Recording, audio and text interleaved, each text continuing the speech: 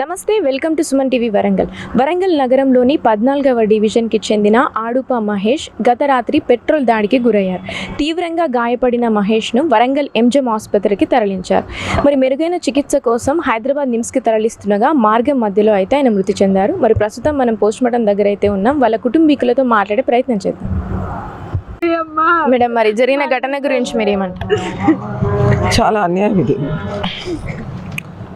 ఏంటి మానవత్వం మర్చిపోయి ఒక మనిషి పెట్రోల్ పోసి తగలబెట్టడం అనేది చాలా అన్యాయం. వాళ్ళకు నిజంగా కూడా వాళ్ళు కోరుకున్నట్టు శిక్ష పడాల్సింది ఎవరైనా కూడా. దానికి పూర్తిగా కాంగ్రెస్ పార్టీ మద్దతు ఇస్తుంది. తప్పకుండా కూడా న్యాయం జరిగేట్టు చూస్తాం. కాంగ్రెస్ పార్టీలో 30 సంవత్సరాల నుంచి కాంగ్రెస్ కార్యకర్తగా తను పనిచేస్తున్నాడు. ఆ పనిచేస్తున్న తీరులో మేము అతన్ని చాలా సందర్భాల్లో కాంగ్రెస్ పార్టీ గురించి మాట్లాడడం కానీ పార్టీ మీద ఉన్న ప్రేమను కానీ చూడడం జరిగింది. తప్పకుండా కూడా కాంగ్రెస్ పార్టీ అతనికి మద్దతుగా నిలుస్తుంది. ఆ కుటుంబాన్ని కూడా తప్పకుండా ఆదుకుంటాం. డాడీ ఎలా ఉండేవాడు నీతో? బాగానే ఉండేవాడు. బాగానే చిన్నపిల్లలు లెక్క చేసేది, ఆడుకునేది, మంచిగా ఉండేది. చిన్నప్పటి నుంచి మా డాడీ ఒక్కటే చెప్పేది, నాది ఏది కాదు రాజకీయం, కాంగ్రెస్ పార్టీ 20 సంవత్సరాల నుంచి పార్టీ కోసం ఏమైనా చేస్తా, దానికోసం ప్రాణాలన్నీ ఇస్తాను నేను. నాకు పార్టీ కావాలి. డాడీ వద్దు అన్న బీఆర్ఎస్ వేరే, బీజేపీ వేరే వద్దు నేను పోను. అందరూ 10 లక్షలు 20 లక్షలు ఇచ్చిన కూడా నేను పోను. నాది ఒకటే పార్టీ, కాంగ్రెస్ పార్టీ. నేను దచ్చిరా బతికిన ఒకటే పార్టీ. ఎందుకంటే నా కొడుకు నేను ఎందుకు పుట్టిందంటే కాంగ్రెస్ వాళ్ళని పుట్టిరా. దానివల్లనే వైఎస్ఆర్రెడ్డి ఆమె దానికోసమే 25 సంవత్సరాల నుంచి కష్టపడ్డారు. నిన్న ఘటన జరిగిన తర్వాత డాడీ ఇంట్లో మాట్లాడిండా? ఏం మాట్లాడిండు? డాడీ వచ్చిర్రు బైక్ మీద, డాడీ ఒకటి వచ్చి సౌండ్ వేసి కింద పడ్డారు. కింద పడితే డాడీ గల్లీలో ఉత్తమ వచ్చాక ఏమైందంటే వీరోళ్ళు అన్నారు. అంటే ఇక పద్దు కుమారు జన్నుమారు ఇక నన్ను పిట్టోలు పోసి కాలబెట్టిళ్ళు, అది ఇది అన్నారు. ఇంకోటి ఏంటి అంటే అప్పుడు కేఎన్ఆర్ సార్ ఉన్నప్పుడు ఏం చేసేది, పద్దుకుమారు లేకుండేది పార్టీలల్లా. లేకుండా మా డాడీ తీసుకొని వచ్చారు. సారు మంచోడే కదా ఆయనే, సరే మంచోడే కదా తీసుకదా మహేష్ అంటే తీసుకొచ్చారు. మంచిగానే ఉన్నారు. తమ్ముడు అనేటోడు, అన్న అనేటోడు. వారు అంతా చేసి ఇప్పుడు ఏమన్నారు ఎమ్మెల్యే సార్, ఆయన రూపం చూసి పద్దుకుమార్ రూపం చూసి మా డాడీ మన పార్టీలో వద్దు మహేష్, ఇక్కడి చిల్లరోడు వద్దు, మన పార్టీ మంచిగా ఉండాలి, మంచిగా కావాలి అంటే సరే ఓకే అన్నారు. ఓకేనాక ఒకసారి ఫోన్ చేసిండంటే వాళ్ళు చెప్పారు మాకు. ఒకసారి ఫోన్ చేస్తే, అన్న నన్ను పార్టీలకు ఎందుకు రానిస్తారు అంటే, నాది కాదు, నా పార్టీ కాదు, నేను అంతా వాళ్ళే చేసుకుంటారు. నేను పేరుని, నాకు ఇల్లు లేదు, సనం లేదు, నాకు పిల్లలు ఉన్నారు అని చెప్తే 2 రోజుల ముందే చెప్తే డాడీ ఎమ్మెల్యే పోయి చెప్పు అంటే, సరే నేను దేశంకులు అందరు పోతుండీరా, అందరం చేస్తాను పో అని కూడా అన్న. కానీ పోలే. చెప్తా ఇంటర్నెట్కి వస్తారు కదా, చెప్తా తీరా అన్నారు. కానీ ఈ మధ్యలో ఇది అయ్యింది అంతే. వానికి ఎక్కైనా రేపు కేసు కావాలి, వానికి ఎక్కైనా సావాలి. మా డాడీ ఎక్క వేరు, అది కూడా అక్కడ పోవాలి అంతే.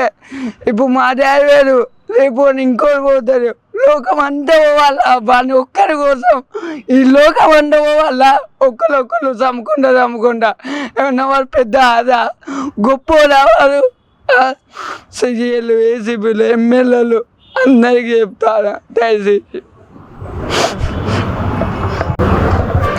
నిన్న ఏం జరిగింది, ఏ టైంకి వెళ్ళిండు, వెళ్ళే ముందు ఏమన్నా చెప్పిండా ఎక్కడికి వెళ్తున్నా అనే విషయం? ఏం చెప్పలే మేడం, నాకు 3 గంటలకు పోయిండు ఇంట్లో నుంచి. 3 గంటల వరకు పోయి సాయంత్రం 8 గంటలకు అట్లా నేను ఫోన్ చేసిన.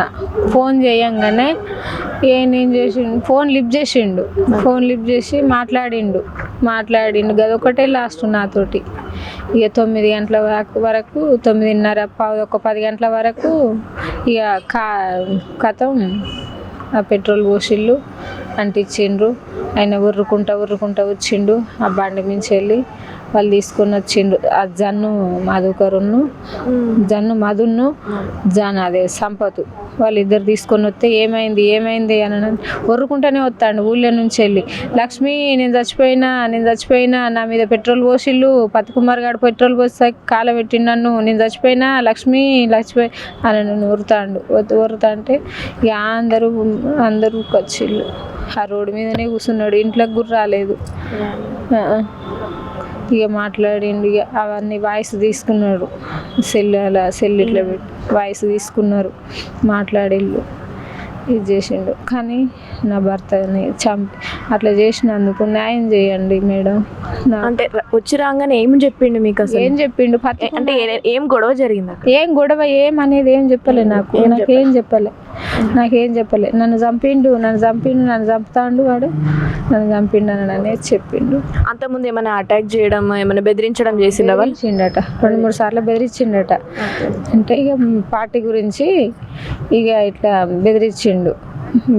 బెదిరిస్తే పార్టీది ఏమున్నది, నా పరిస్థితి మంచి లేక నేను కూడా పోతలేను తమ్మి, నాకు అవసరం లేదు అంటే నువ్వు చెప్తే ఎమ్మెల్యే వింటాడట అన్న, లేకుంటే నువ్వేం చెప్పినావు ఎమ్మెల్యే కన్నా నన్ను బెదిరించిండట.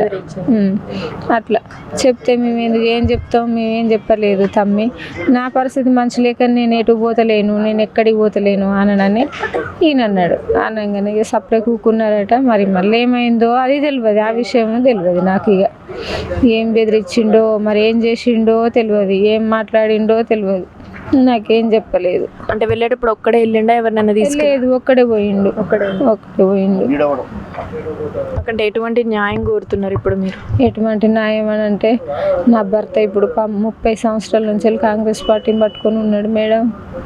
ఒక్క పార్టీని పట్టుకొనే ఉన్నాడు, 10 పార్టీలు తిరిగేటోడు కాదు ఆయన. ఇల్లు లేదు మాకు, ఇడుపు లేదు, ఏం సంపాదించింది ఏం లేదు. ప్రజల కోసమే ఆయన ఇది చేసిండు అంతే తప్ప కానీ ఆయన చేసింది మాకేం లేదు మేడం. ఇప్పుడు నాకేం న్యాయం జరగాలంటే, నా భర్త చంపినోడిని ఉరిశిక్ష చేస్తాడా, లేకుంటే ఎన్కౌంటర్ చేస్తారా, అది ఒక్కటి కావాలి అంతే. అంటే అంతకుముందే ఆయన మీద కేసు ఉందని అంటున్నారు. ఆ కేసు అది కూడా ఎన్టీఆర్ నగర్లోనే చేసిండు కదా పాపం. ఆయనని తల మొండెం వేరు చేసిండు, అట్లా పాపం ఆయనని అంత ఆగమై అది చేసిండు. మరి మళ్ళీ ఇప్పుడు ఇది రెండోసారి ఇట్లా నా భర్తను చేయడం. ఇంకెంతమందిని చేస్తాడు మరి? ప్రాణభయాలు ఎవరైనా ప్రాణంతో ఉంటారు పాపం. అటు ఇటు చీకట్లా పోతారు వస్తారు. అప్పుడు 9 గంటల రాత్రి లేని నా భర్తను వేరేటోళ్ళతో పిలిపించి అట్లా చేపించిండనంటే ఇది న్యాయమా అన్యాయమా? అవన్నీ ఏం న్యాయం చేసి మనకి ఏమి అన్యాయం చేసిండు?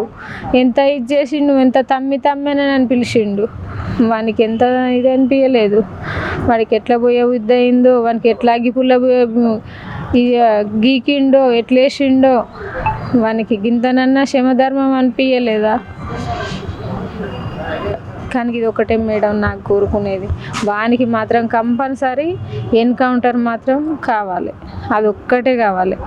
నా భర్త సంతోషంగా అయినా అప్పుడు మంచిగా ఉంటాడు.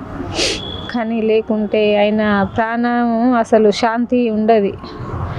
ఆయన జీవితం అంతా ఆయన ఎట్లా అంటే అట్లా ఇది ఎలా ఉండేవాడు జనరల్గా? మీతో ఇంట్లో వాళ్ళతో పార్టీ పరంగా ఎలా ఉండేవాడు? పార్టీ అంటే ప్రాణం ఆయనకు. పార్టీ అంటే ప్రాణం. 30 సంవత్సరాలు, ఇప్పుడు కాదు అప్పుడు కాదు. నాకు పార్టీలో పెద్ద పదవి వస్తుంది అని తిరుగుతాండు, చేస్తాండు. ఏం పదవి ఇంకా రాలేదులే, ఇస్తా అన్నారు. సార్ కూడా మాట్లాడిండు, నారాజ్ సారు మాట్లాడి, మహేష్ నేను చూసుకుంటాను, నీకెందుకు, నువ్వేం బాధపడకు అని చెప్పిండు. నాకు రాత్రి కూడా వచ్చిండు, 12 గంటల దాకా ఉన్నాడు. ఉండి అమ్మ నీకేం భయపడకు, మహేష్ని బతికిద్దాం, ఎటు తిరిగైనా బతికిద్దాం అమ్మ, నువ్వు బాధపడకు, నేనున్నా అమ్మ అని నాకు హామీ ఇచ్చిండు. కానీ వాడిని మాత్రం ఎన్కౌంటర్ చేయాలి, కంపల్సరీ చేయాలి. మరి ఈరోజు ఏ టైంకి, అంటే హైదరాబాద్కి తరలిస్తుండగా చనిపోయినా ఏ సమయంలో? హైదరాబాద్ పోతా అంటేనే, అంటే 3 గంటల ప్రాంతాన్ని చనిపోయింది. ఇట్లా భువనగిరి దాటుతా అంటేనే ఆడ టోల్ గేట్ కని చనిపోయింది. ఇక ప్రాణం పోయింది. ఇక తీసుకొని వచ్చి